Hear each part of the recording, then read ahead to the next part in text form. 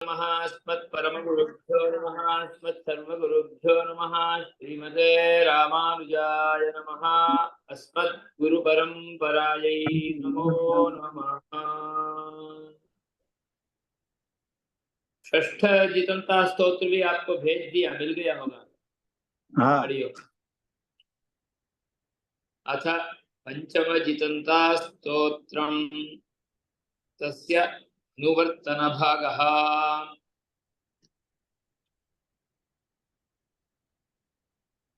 अष्टमाकारिका नेदिष्ठाय यविष्ठाय अंततो गत्वा कनिष्ठाय च ते नमः। ये सातवां कारिका है। वो होने के बाद हाँ।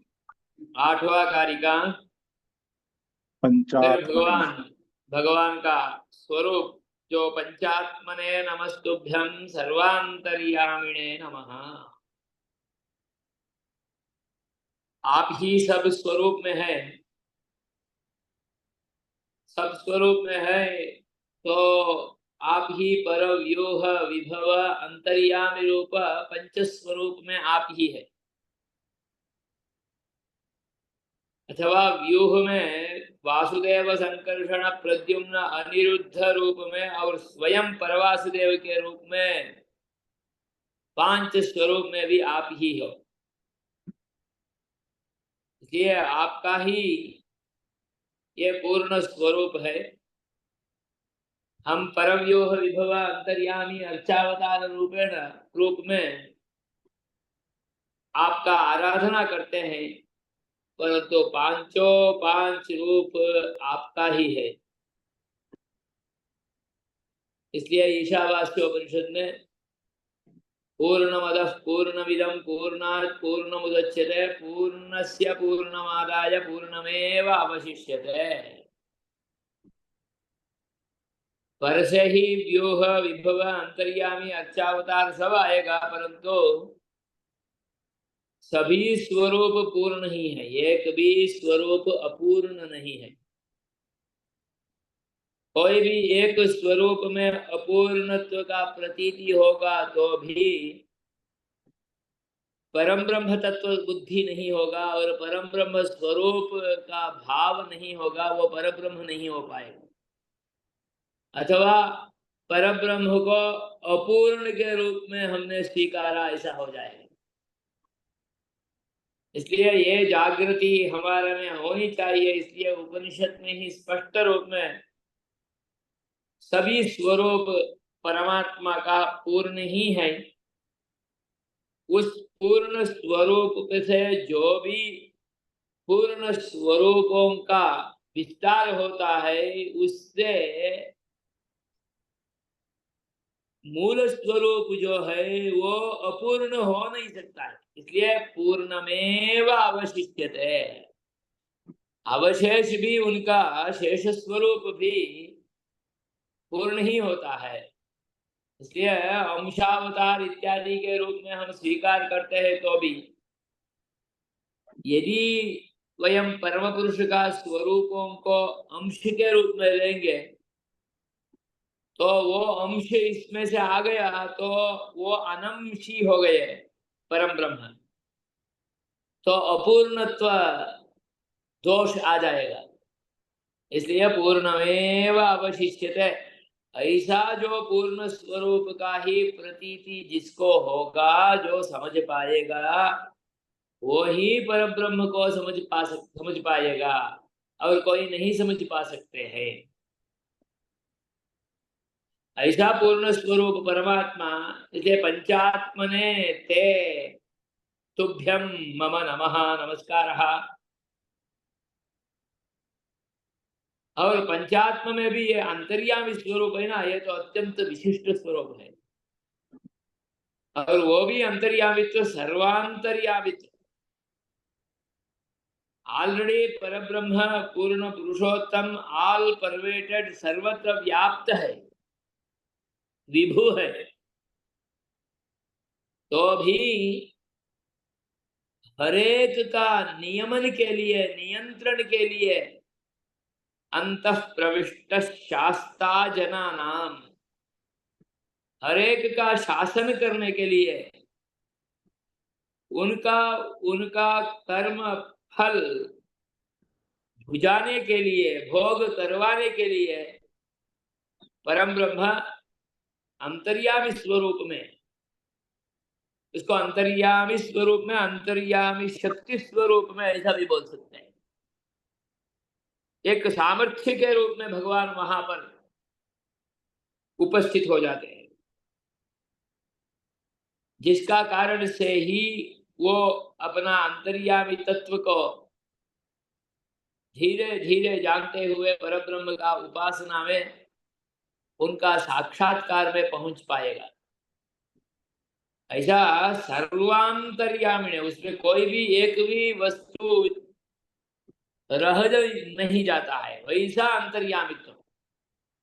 अतः तादृश अंतर्यामिने अंतः प्रविश्य नियमन कर्त्रे ते मम नमः। आप पंचात्म है, सर्वांतर्यामी है, निर्दिष्ट है, वरिष्ठ है, श्रेष्ठ है, जपिष्ठ है, कनिष्ठ है, सब है।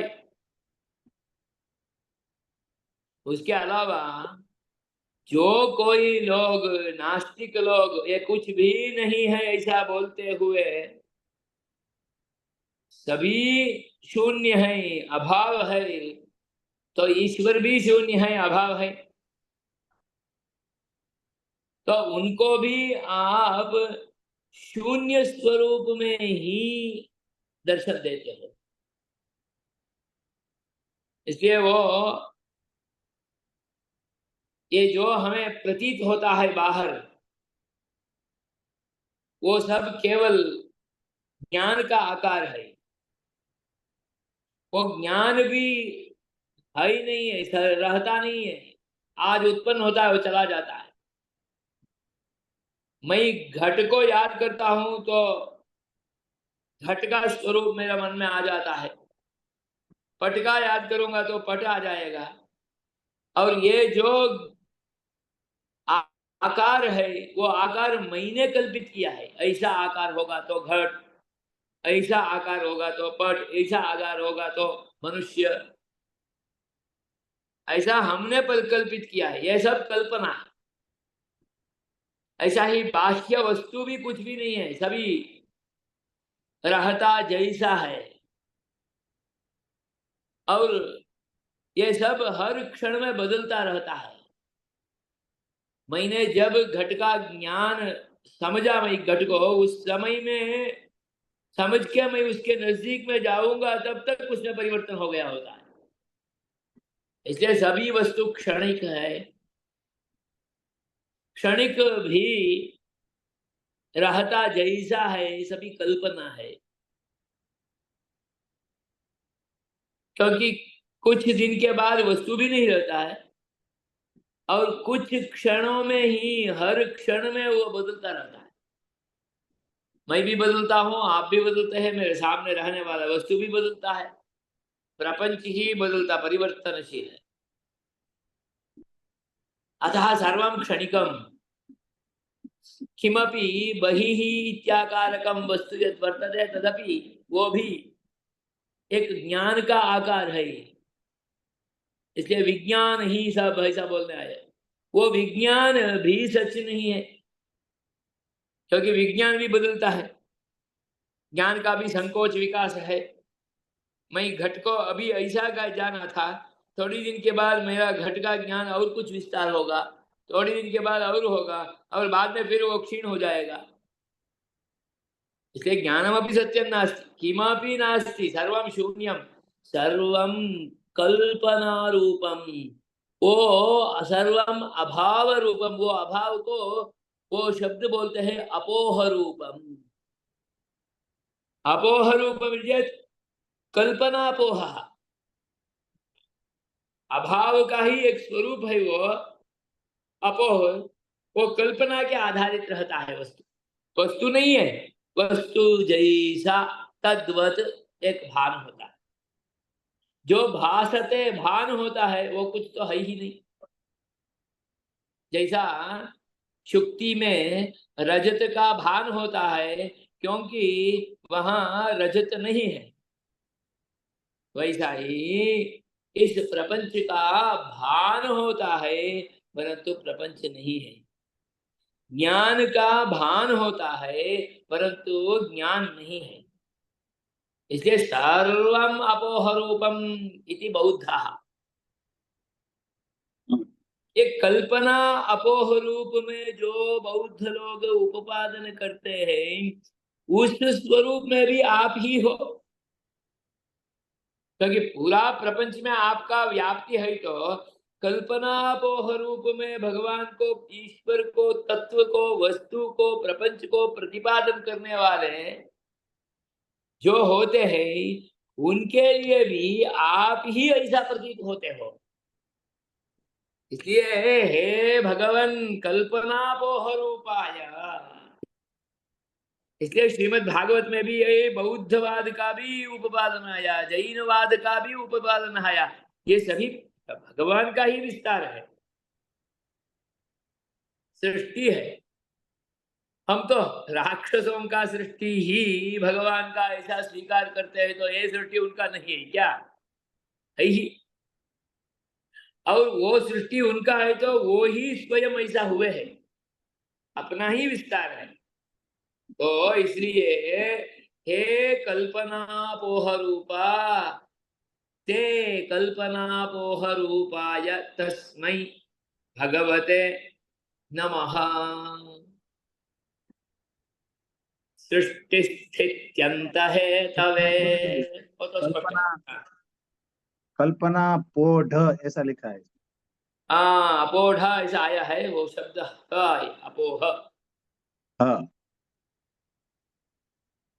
अपोह रूपाय सृष्टि स्थित्यंत है तवे। सृष्टि, स्थिति और संहार, ये तीनों का कारण आप ही हो। हम समझते हैं सृष्टि एक करते हैं, स्थिति एक करते हैं, और के संहार करते हैं, परंतु आपका ही सभी विस्तार है। तो ब्रह्मा विष्णु महेश रूप में भी आप ही हो। अतः सृष्टि कारणत्वं, स्थिति कारणत्वं, लय कारणत्वं अपि तवैव। आप सृष्टि स्थिति संहार का कारण स्वरूप हो। तादृशाय हेतवे कारणाय तुभ्यं नमः। नमस्ते गुणरूपाय गुणरूपातिवर्तिने व्यस्ताय च समस्ताय समस्तव्यस्तरूपिणे। नमस्ते गुणरूपाय। ये गुण रूपातिवर्तिने। गुण रूप, सत्व गुण, सत्व रजस तमो रूप गुण, और भगवान में जो स्वाभाविक अनवधिकातिशय असंख्येय कल्याण गुण, वात्सल्य, सौशील्य, औदार्य, ऐश्वर्य इत्यादि, और षड गुण, ऐसा ये जो गुण है, गुण भी आपका ही विस्तार है। गुण के स्वरूप में भी आप ही हो। गुणरूपः अपि त्वमेव। और लोक में जो रूप होता है, शुक्ल, नील, पीत, रक्त, हरित इत्यादि, उस रूप में भी आप ही हो। इसलिए गुणरूपाय ते नमः, क्योंकि आपका ही व्याप्ति सब है, तो आपका ही विस्तार प्रपंच है, तो मुझे उस सभी स्वरूप में आपको जानना है। इसलिए वो जानते हुए हे गुणरूपाय ते नमः, गुणरूप अतिवर्तिने ते नमः। गुणरूप जो है उसको अतिक्रांत स्वरूप भी आपका है, केवल गुण स्वरूप में भी आप नहीं है। इस गुणों से आप विजृंभित हो, ऐसा आपको मैं समझता हूं। तो केवल वो ही गुण से आपको मैं ग्रहण नहीं कर पाऊंगा, वो ही गुण इतना ही है ऐसा भी नहीं बोल पाऊंगा। वो गुण को भी अतिवर्ती, उस गुण से भी आप अत्यधिक निरवधिक अतिशय जो है उस गुण का, उसका अवधि भी नहीं है, इतना अधिक है। एक एक गुण भी अधिक है, गुणों भी अधिक है, और वो गुणों से भी अधिक है परम ब्रह्म। इसलिए गुण रूप अतिवर्तिने ते नमः। गुण रूप भी आप हो, गुण रूप अतिवर्ती भी आप हो, तादृशाय ते। इसलिए गुण रूप को भी अतिवर्तित्वेन रूपेण, गुण का स्वरूप में ही है भगवान, गुणी है, इतना ही नहीं, इसलिए सगुणाय निर्गुणाय, इदम इत्थम एतावदेव एष एव गुणः, एतावदेव एषः गुणः इत्यपि नास्ति। एकैकोऽपि गुणः निरवधिकातिशयः, सर्वेऽपि गुणाः निरवधिकातिशयाः। उसका अतिशय भी इतना है, उसका अतिशय भी सावधिक नहीं है, सीमा सहित नहीं है। गुण भी अधिक है, गुण का अतिशय भी सीमातीत है। तो ऐसा रहने वाले आप, तादृशाय ते व्यस्ताय च समस्ताय, अलग अलग स्वरूप में भी आप ही हो, सभी सम्मिलित स्वरूप में भी आप ही हो। दशा अवतारों का अलग अलग स्वरूप में भी मैं आपको जान सकता हूं, सभी अवतारों का सम्मिलित स्वरूप में भी आपको मैं जान सकता हूं। समस्त रूप भी आप हो, व्यस्त रूप भी आप हो। समस्त रूप में संपूर्ण जगत का कारण स्वरूप में आप ही हो, व्यस्त रूप में अति विस्तृत प्रपंच स्वरूप में आप ही हो। कुछ जगह में समस्त भी हो, व्यस्त भी हो, तो समस्त व्यस्त रूपी है। समस्त भी आप हो, व्यस्त भी आप हो, इसलिए समस्त व्यस्त रूपी आप हो। कारण स्वरूपेण समस्त स्वरूपः, कार्य स्वरूपेण व्यस्त स्वरूपः। ऐसा भगवान आपका एक अघटित घटना सामर्थ्य है। अर्चा स्वरूप में जो रंगनाथ भगवान है, उनका आराधना करते हैं श्री रामचंद्र भगवान, वो अयोध्या में, और वो रंगनाथ भगवान का आराधना करते हैं श्री रामचंद्र भगवान। तो रंगनाथ भगवान से वो रामचंद्र भगवान अलग है क्या? नहीं अलग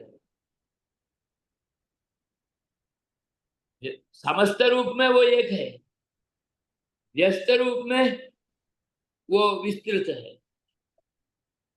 अभी अयोध्या में एक मूर्ति का प्रतिष्ठा हुई, वहां एक रंगनाथ भगवान, उस रंगनाथ भगवान का एक ही मूर्ति में सीता लक्ष्मण भरत शत्रुघ्न हनुमत समेत श्री रामचंद्र भगवान उसके अंदर ही आ जाए।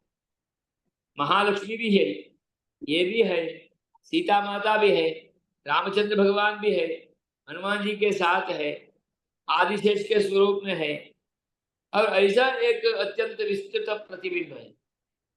वो बिंब उसका प्रतिष्ठा हुई तो समस्त एक जगह में व्यस्त रूप में दर्शन देते हैं, यहाँ तो समस्त रूप में व्यस्त दर्शन देते हो।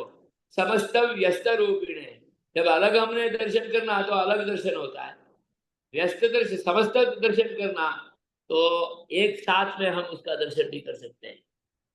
तो विश्वरूप दर्शनम परम पुरुषस्य, उनका जो व्यस्त दर्शन है, अथवा उसमें ही समस्त स्वरूपों का भी हम एक साथ दर्शन किए तो वो समस्त दर्शन है, समस्त भी एक में आ गया। तो अतः समस्त व्यस्त रूपिणे ते परम पुरुषाय नमः। पृथ्वी भावः शरणागतिः प्रणामः। आदिमध्यांत शून्याय तत्वस्थाय नमो नमः। नमो नमः। प्रणव प्रतिपाद्याय प्रणव नमः रूपिणे। प्रणवरूपिणे। भगवान के लिए, भगवान तो नित्य है, उनको आदि भी नहीं है, मध्य भी नहीं है, अंत भी नहीं है, इसलिए कुछ शून्यता है तो उनमें आदि मध्यांत शून्यत्वमेव, इसलिए आदि भी नहीं, मध्य भी नहीं, अंत भी नहीं, तो नित्य है, इसलिए आदि मध्यांत शून्याय। आदि मध्यांत शून्य के रूप में आप एक तत्व हो, सर्व कारण कारण रूप तत्व हो, उस तत्व में और कारण तत्व में भी आप ही हो, कारण तत्व के रूप में, कार्य तत्व में भी आप ही हो, कार्य तत्व के रूप में। हर एक तत्व, जो पृथ्वी आदि तत्व हो सकता है, घटपटादि तत्व हो सकता है, देश विशेषादि तत्व हो सकता है, पर्वत महीधर सरीसृपादि जीवित तत्व हो सकता है, कोई भी तत्व हो, हर एक तत्व में आप रहने वाले हो। तत्वे तिष्ठति इति तत्वस्थः, तत्वस्थाय, प्रत्येक तत्व में भी रहने वाले, तत्वस्थाय ते आदिमध्यांत शून्याय। आप उस तत्व में आने से ही उस तत्व का नाम और रूप सिद्ध होगा, तो भी आपको तो आदि भी नहीं, मध्य भी नहीं, अंत भी नहीं, इसलिए आदि मध्यांत रहिताय प्रत्येकस्मिन्नपि तत्वे पदार्थे वस्तुनि अणु रेणु तृण तृण काष्ठादिषु सर्वत्रापि विद्यमानाय ते मम नमः प्रह्वीभावः। और आप कोई भी शब्द में प्रतिपाद्य हो तो वो मुख्य शब्द वो ही है प्रणव, वो ही ओंकार, उस प्रणव से ही आप प्रतिपाद्य हो, प्रणव से प्रतिपाद्य हो, इसलिए प्रणव का विस्तार रूप जो वेद है, वेद से प्रतिपाद्य हो, क्योंकि वेद का एक संकुचित स्वरूप प्रणव है। प्रणव से किसका प्रतिपादन होता है?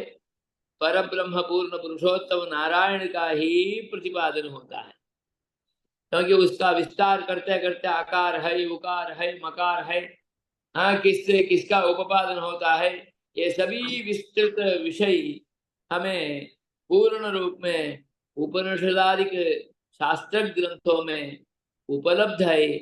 इससे स्पष्ट होता है कि आप प्रणव से प्रतिपाद्य हो, और प्रणव से प्रतिपाद्य है, इसलिए प्रणव रूप में भी आप ही हो, प्रणव रूप में आप हो, प्रणव ही आप हो, प्रणव का विस्तार रूप वेद भी आप ही हो, इसलिए वेद वाणी विलास जो है उससे भगवान का प्रतिपादन होता है। इसी कारण से भगवान वेद स्वरूप में विराजमान है, इसलिए वेद नारायण के रूप में बोलते हैं। प्रणव से प्रतिपाद्य है, प्रणव का विस्तार ही वेद है, वेद का संकुचित सूक्ष्म स्वरूप ही प्रणव है, इसलिए वेद नारायण है तो उसका संकुचित सूक्ष्म स्वरूप प्रणव भी नारायण ही है, भगवान ही है, इसलिए प्रणव प्रतिपाद्य होने के नाते आप प्रणव रूप हो, वेद प्रतिपाद्य होने के नाते जैसे आप वेद स्वरूप हो, वेद नारायण हो, वैसा ही आप प्रणव प्रतिपाद्य होने के नाते प्रणव स्वरूप भी हो, इसलिए प्रणव प्रतिपाद्याय प्रणव रूपिणे ते नमः। तो आप तो इतना ब्रह्मा विष्णु महेश्वर के रूप में है ना, इसलिए वो तो आपका हमारा लोक यात्रा सिद्ध करने के लिए, हाँ? लोक यात्रा प्रसिद्ध्यर्थम सृष्ट ब्रह्मादिरूपिणे नमस्तुभ्यं नृसिंहादिमूर्तिभेदाय विष्णवे। ब्रह्मा विष्णु महेश्वर ये सबको कारण के रूप में, लयकर्ता के रूप में, रक्षक कर्तृत्व के रूप में, कर्ता के रूप में हम मानते हैं, जानते हैं, परंतु ये कोई सृष्टिकर्ता, लयकर्ता अथवा रक्षक रूप में नहीं होते हैं। होने वाले तो यही है, परब्रह्म पूर्ण पुरुषोत्तम ही। परंतु लोक यात्रा, हाँ, लोक का जो प्रवृत्ति है उसका व्यवस्था करने के लिए भगवान ही ब्रह्मा के रूप में, विष्णु के रूप में, हाँ, और सदाशिव के रूप में अपना एक कार्य करने के लिए अवस्थित हुए। अथवा ब्रह्मा के रूप में, शिव के रूप में होते हुए स्वयं विष्णु के रूप में रहते हुए रक्षण भार को भी ले लिए, क्योंकि दो वाद है। विष्णु को त्रिमूर्ति अतीत है ऐसा एक वाद है, नहीं त्रिमूर्त अंतर्हित है ऐसा एक वाद है। दोनों वाद के दृष्टि से हम उपादन करते हुए, ग्रहण करते हुए हम अनुसंधान करेंगे तो लोकयात्रा प्रसिद्ध्यर्थमेव ये ब्रह्मा विष्णु महेश्वर के रूप में आप रहते हो, आप विस्तार करते हो, आप हमारा भार लेते हो, ऐसा समझ में आ रहा है। इसलिए ब्रह्मादि रूपिणे, ब्रह्म के रूप में भी आप ही हो, सदाशिव के रूप में भी आप ही हो, विष्णु के रूप में आप ही हो, इसलिए तो स्पष्ट ही होता है। इसलिए सृष्ट ब्रह्मादि, सृष्ट आपने ही सृष्टि किया हुआ ब्रह्मा विष्णु महेश्वर, इसलिए तद्रूपिणे ते नमः। लोक में कार्य तय करना है, सिद्ध करना है, इसलिए इस स्वरूप में आपको नमस्तुभ्यम। और ऐसा ही तत्त काल में दुष्ट शिक्षणार्थम, शिष्ट परिरक्षणार्थम अलग अलग रूप में अवतार भी लिए। कोई मत्स्य, कूर्म, वराह इत्यादि रूप में, नारसिंह के रूप में, अतः नृसिंहादि मूर्ति भेदाय, नृसिंहादि मूर्ति के रूप में भी आप ही अलग अलग स्वरूप में यहाँ पर आप पहुंचे, वो भी लोक यात्रा प्रसिद्ध है। क्योंकि लोक यात्रा में शिष्टों को क्लेश आता है, दुष्टों बढ़ जाते हैं, तो शिष्ट का, दुष्ट का मर्दन करना, शिष्ट दुष्ट का मर्दन करते करते शिष्ट का रक्षण करना, उनको दर्शन देना। इसलिए आप ये अलग अलग स्वरूप में भी यहाँ पर उपस्थित हो, वो भी लोकयात्रा प्रसिद्ध्यर्थम। अतः नृसिंहादि मूर्ति भेदाय विष्णवे ते नमः। सर्वत्र व्याप्य विद्यमानाय नारायणाय पुरुषोत्तमाय ते नमः। आपके लिए मेरा प्रणाम, मेरा शरणागति। विपाकैः कर्मभिः क्षोभैः अस्पृष्टवपुषे नमः। नमो ब्रह्मण्यदेवाय तेजसां निधये नमः। क्षोभैः विपाकैः कर्मभिः अस्पृष्टवपुषे, इतना आप सृष्टि स्थिति लय करने के लिए अलग अलग स्वरूप में आ जाते हो, शिष्ट रक्षा के लिए, दुष्ट शिक्षण के लिए मत्स्य, कूर्म, वराह इत्यादि के रूप में भी आ जाते हो। वो भी वराह के रूप में आते हैं, मछली मत्स्य के रूप में आ जाते हैं। ऐसा अलग अलग रूप लेते हुए अलग अलग स्थान में रहते हो, तो भी ये जो लोक में रहने वाला क्षोभ है, क्षयस्वरा स्वभाव रूप नाश स्वभाव है, उसमें भी आपका दिव्य मंगल विग्रह रूप है, देह में, शरीर में कोई असर नहीं पड़ेगा। अस्पृष्ट वपुषे, वपुः नाम शरीरम, तत्त्वदीयं शरीरं यत् दिव्य मंगल विग्रह रूपं वर्तते, तत् एतैः क्षोभैः न स्पृष्टं भवति। क्षोभों से स्पृष्ट नहीं होगा, स्पर्श नहीं होगा, क्षोभों का, नाशों का, अवसानों का स्पर्श उसमें नहीं होगा, क्योंकि ये क्षोभ यहाँ पर इस लोक में क्यों आता है? कर्म विपाक से आता है। मेरा कर्म है, मेरा कर्म का विपाक के अनुसार मेरा शरीर में क्षोभ आता है, मेरा आत्मा में भी क्षोभ आता है। क्षोभ माने तो ये कर्म भी विपाक ही क्षोभ ही अभी अस्पृष्टा, जो पाक से होते हुए पक्व होता है और प्रारब्ध कर्मों के आधार से ये क्षोभ होता है, ये होता है, दोष होता है, और क्षय कारण इसमें है, इसलिए ये क्षीण हो जाता है। ये क्षीण से भी हो, कर्म से भी हो, विशिष्ट पाठ से भी हो, तदीयम शरीरम दिव्य मंगल विग्रहम अस्पृष्टम, कदापि उस दोषों से पृष्ठ नहीं होगा। इसलिए भगवान का शरीर के लिए कर्म से भी स्पर्श नहीं है, भोग से जो विपाक होता है उससे भी उसके लिए स्पर्श नहीं है, और जो काल के अनुसार क्षोभ होता है उस क्षोभ के लिए भी उसमें स्थान नहीं है, प्रवेश नहीं है, स्पर्श नहीं है।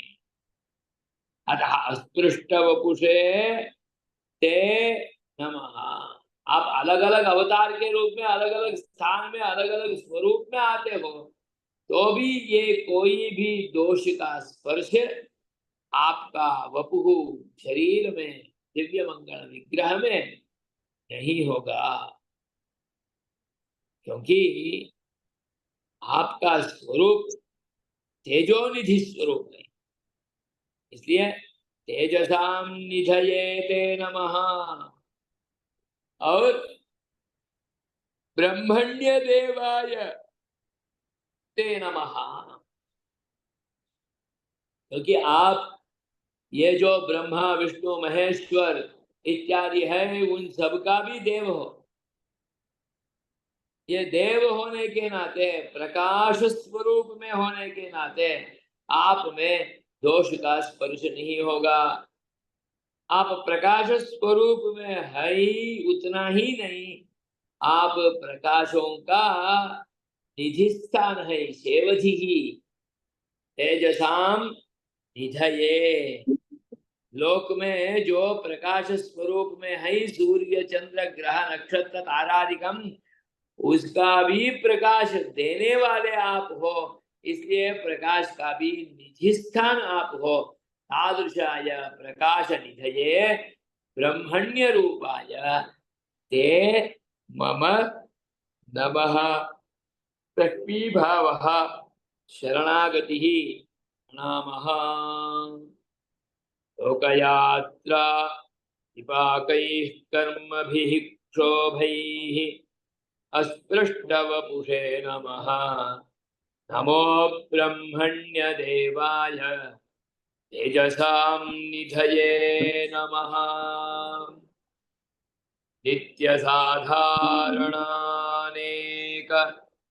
लोकरक्षापरिच्छिदे सच्चिदानन्दरूपाय वरेण्याय नमो नमः। आप